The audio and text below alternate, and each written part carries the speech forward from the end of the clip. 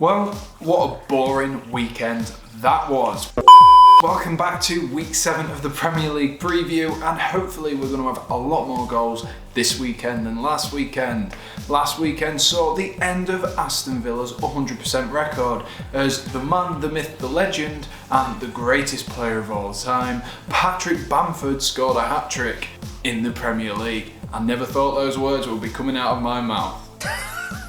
This is great banter. It really is. As you can see, this was some way to start Friday night's football and the weekend's proceedings. Unfortunately, it did not live up to the expectation. If Patrick Bamford can score a hat-trick on the weekend, I expected weird things to happen.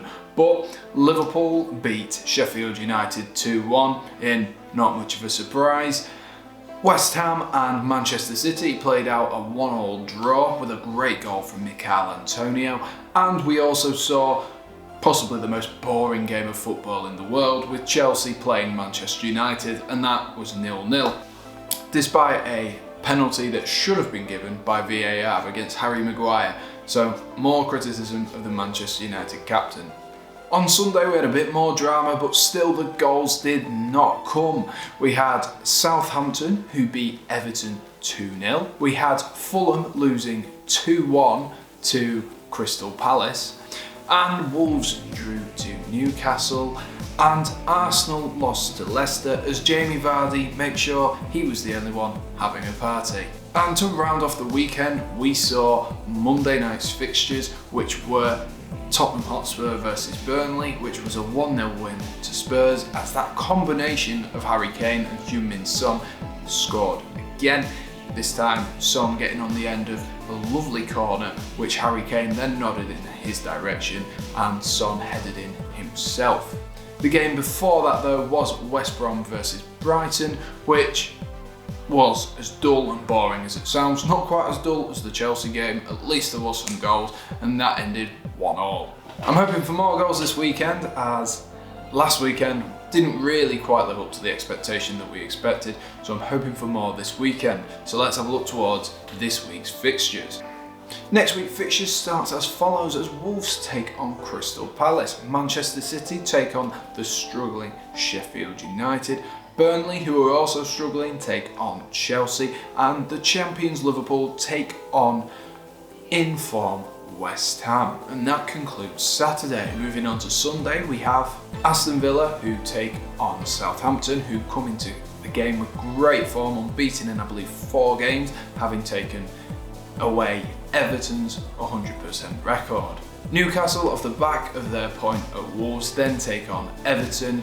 The big game, I'm using that loosely, of the weekend is then Manchester United versus Arsenal, and Sunday is then rounded off with Brighton, who take on Spurs. To conclude the weekend, Monday night has a relegation scrap as Fulham take on West Brom, and the final game of the weekend is Leeds and Leicester, which could be a really exciting game. The first team I've chosen in the teams to watch category this week is West Ham United. West Ham have been in the limelight so far this season. After a poor start, losing their first 2 games, they've now gone unbeaten in 4 games, taking points away from massive teams. They have taken points away from Spurs, Wolves, Leicester, and of course Manchester City last weekend. It'll be interesting to see if West Ham can continue this run of form against Liverpool at the weekend. These points will be vital at the end of the season as West Ham battle for a top half, maybe even a Europa League finish. Of course, taking points from the big boys is always helpful for a team around the middle of the table towards the bottom, and they go into their next 2 games afterwards, which are against teams that you would expect to finish lower. So they would love to keep this good run of form up this weekend. Liverpool are always going to be a threat though, and with the likes of Mane, Salah and Firmino, it's never a given what the game is going to be, despite Alisson and Van Dijk both missing out in recent weeks. So it'll be an interesting game to watch. The second team I have chosen is Wolves. Looking at the table, you'd think Wolves are doing okay. They are 8th in the table. They have, won sort of 3 games, I believe. But when you look at the teams they have lost to and the teams they've taken points from, you would have expected better. They lost against West Ham and they've also lost against Man City, and these are the teams which they need to be taking points away from if they want to be back in the Europa League come the beginning of next season. Leeds has probably been the toughest game they have taken points from, but they need to start taking more points as the season progresses, or else they are simply going to miss out of the Europa League spot. I know that's easy to say at this point in the season, and it's easy for me to make a mistake as well, because everyone's sort of out of form, everyone's finding their feet with COVID and the coronavirus and whatever you want to call it, all going on. It has made for a different season because players have been missing out, there's been lack of fitness, but if Wolves want to nail down their spot in the Europa League come the end of next season, then Wolves need to be taking points away from Crystal Palace this weekend. Palace, of course, are a team that have done quite well actually this season. They've taken points where they haven't really expected to against Manchester United, but they also did suffer a heavy defeat against Chelsea. So it'll be interesting to see how Crystal Palace fare. Last weekend they did well against a Fulham side that did look bright in periods, but they didn't really show that much going forward.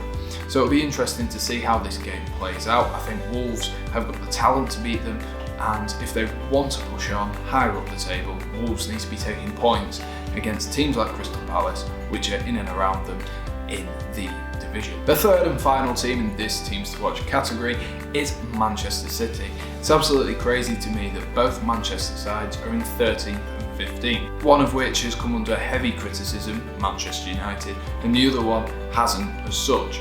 And that's because Manchester City are a game behind. But City need a result this weekend. They have dropped points so far this season against Leeds and West Ham, and they also lost against Leicester, where they were truly played off the park. And so far this season, Manchester City have been struggling to find that consistency in front of goal and defensively as well. So far, Phil Foden is their joint top goal scorer with 2 goals, as well as Raheem Sterling. So Man City need to start scoring goals, and a game against Sheffield United, like I said for Liverpool, is the perfect way to do that. Why has the sun just come out? Sheffield United could be a real confidence booster against Manchester City this weekend, and I wouldn't be surprised to see a lot of goals fly in. However, Chris Wilder's men have looked a little bit more consistent in recent weeks, more of the team which we saw last season, and we'll be hoping to kick on. It should be a real test for Man City, and I wouldn't be surprised if this was a proper nail biter. It's all to play for this weekend for Man City, and they need to find some consistency to be able to gradually move up the table, as they are already 5 points behind the leaders, Everton. The first player I have chosen in the players to watch category this week is Raheem Sterling. As I talked about just a second ago, Manchester City are needing a goal scorer. Sergio Aguero and Gabriel Jesus are both out injured, and Raheem Sterling is often the man who steps up to the plate for them. Hello there. Having only scored twice this season, I think he really needs to start scoring some goals, especially when you see how far behind the likes of Dominic Calvert-Lewin and Heung-min Son Raheem Sterling is on that goal scoring chart. It could be a real confidence booster for Raheem Sterling if he bags 2, 3 or even a couple of assists himself.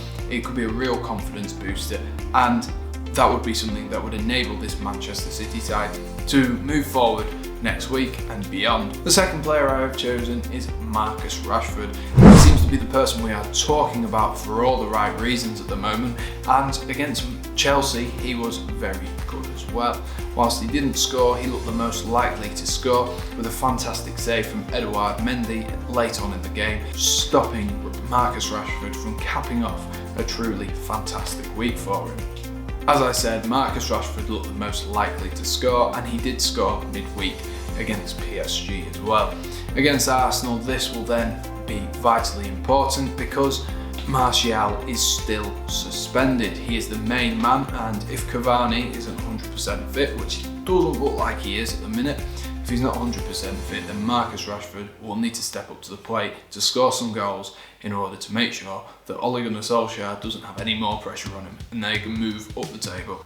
The third and final player I've chosen this week is going to sound like a bit of a weird one, but I've chosen Sergio Reguilon.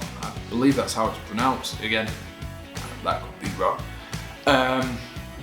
This week, Tottenham face Brighton, and the reason I've chosen Tottenham's left back to be a player to watch is because of the competition on that side of the field. Reguilón will be going against Lamptey, and Tariq Lamptey has been a player who has shone very much in the first few game weeks of this season. He's been a standout player for Brighton and in the Premier League, and it'll be interesting to see how these two players play against each other. Both of them have a defensive brain, but both are better going forward, and I think that could really pin one or the other back this weekend. I'm expecting it to be Lamptey who's pinned back, but of course the attacking qualities of him, Reguilón cannot get complacent and will really have to put a shift in this weekend. Although I don't think this will determine the game by any shape of the imagination, I think it'll be a really interesting battle, and I think it'd be something you should really watch. It'll either go one way or the other, so it'll either be Tariq Lamptey doing really well, or Reguilón getting the freedom and the joy of that left-hand side, being able to put the balls in towards Harry Kane. Anyway, that concludes this week's Premier League preview. If you have enjoyed, be sure to like and subscribe, and leave a comment down below who you think the player to watch this week will be. Thank you.